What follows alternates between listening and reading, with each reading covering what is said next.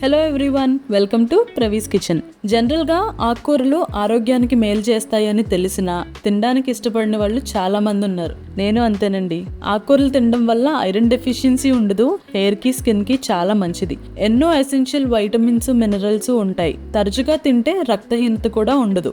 ఎప్పుడు చేసినట్టు వేపుళ్ళు పులుసులు పెడితే తినలేమనుకున్న వాళ్ళ కోసమే ఈ రెసిపీ.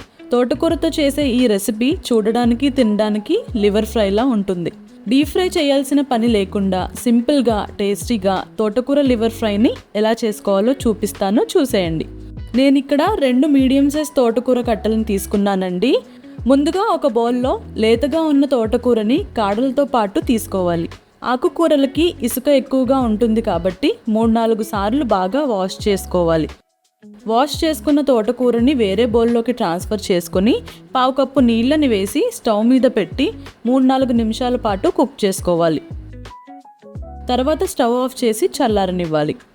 ఆకుకూర చూడ్డానికి ఎక్కువ ఉన్నట్టు కనిపిస్తుంది కానీ కుక్ అయిన తర్వాత ఎంతో అవ్వదు. ఇప్పుడు ఒక మిక్సీ జార్లో చల్లారిన తోటకూరని వేసి రుచికి సరిపడినంత సాల్ట్, 3-4 పచ్చిమిర్చి ముక్కలు వేసి ఒకసారి గ్రైండ్ చేసుకోవాలి. తర్వాత ఇందులోకి 1/2 కప్పు శనగపిండి, 1/2 spoon garam masala, 1/2 spoon baking soda వేసి మరొకసారి గ్రైండ్ చేసుకోవాలి. ఈ మిశ్రమం ఇక్కడ చూపిస్తున్నట్టు కాస్త గట్టిగానే ఉండాలి. పలుచగా ఉన్నట్లు అనిపిస్తే 1-2 స్పూన్ల శనగపిండిని వేసుకోవచ్చు. ఎక్స్ట్రాగా శనగపిండిని వేస్తే దానికి తగినట్టు బేకింగ్ సోడాని కూడా వేసుకోవాలని గుర్తుంచుకోండి. ఇప్పుడు ఒక ప్లేట్కి ఆయిల్ అప్లై చేసి గ్రైండ్ చేసుకున్న తోటకూర మిశ్రమాన్ని ఇలా ఈవెన్గా సర్దుకోవాలి. ఒక కడాయిలో నీళ్లు వేసి అందులో ఈ ప్లేట్ని పెట్టి మీడియం ఫ్లేమ్లో 10-15 నిమిషాల పాటు ఆవిరి మీద ఉడికించాలి. తర్వాత స్టవ్ ఆఫ్ చేసి చల్లారాక ఫ్లాట్గా వెడల్పుగా ఉండే ఒక గరిటకి ఆయిల్ని అప్లై చేసుకొని తోటకూర మిశ్రమాన్ని ప్లేట్ నుండి సెపరేట్ చేయాలి. ఇక్కడ చూపిస్తున్నట్టుగా లివర్ పీసెస్లా కట్ చేసుకోవాలి.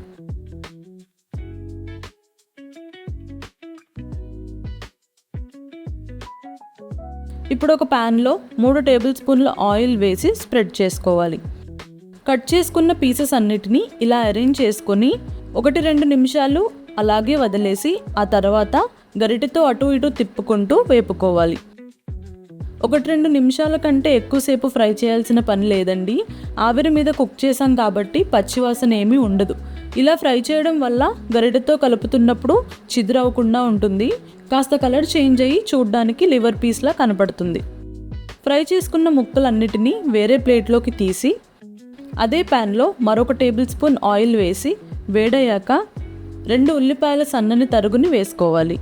ఒకసారి కలిపి రుచికి సరిపడినంత సాల్ట్, చిటికెడు పసుపు వేసి వేపుకోవాలి. తోటకూర ముక్కల్లో ఉప్పు వేసాం కాబట్టి ఉల్లిపాయల్లో ఉప్పు వేసేటప్పుడు కాస్త చూసుకొని వేసుకోండి. ఉల్లిపాయ ముక్కలు వేగిన తర్వాత ఇందులోకి ఫ్రెష్గా రుబ్బుకున్న 1 స్పూన్ అల్లం వెల్లుల్లి పేస్ట్ని వేసి పచ్చివాసన పోయేంత వరకు వేపుకోవాలి. ఇది ఇలా వేగిన తర్వాత సన్నగా తరిగిన 2 టొమాటోల ముక్కలను వేసి మెత్తబడి గుజ్జులా అయ్యేంత వరకు కలుపుకుంటూ వేపుకోవాలి. ఇప్పుడు ఇందులోకి కట్ చేసుకున్న 2 పచ్చిమిర్చి ముక్కలు, 2 రెబ్బల కరివేపాకు వేయాలి. తర్వాత ఇందులోకి 1 టేబుల్ స్పూన్ కారం, 1/2 టేబుల్ స్పూన్ ధనియాలు జీలకర్ర పౌడర్ని వేసి పచ్చివాసన పోయిన తర్వాత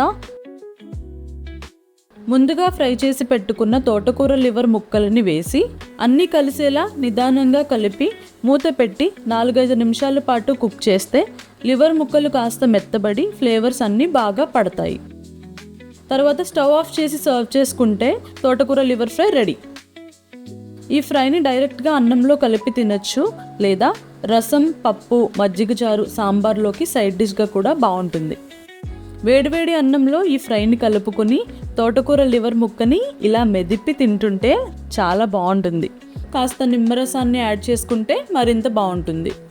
మీరు కూడా ఒకసారి ట్రై చేసి చూడండి.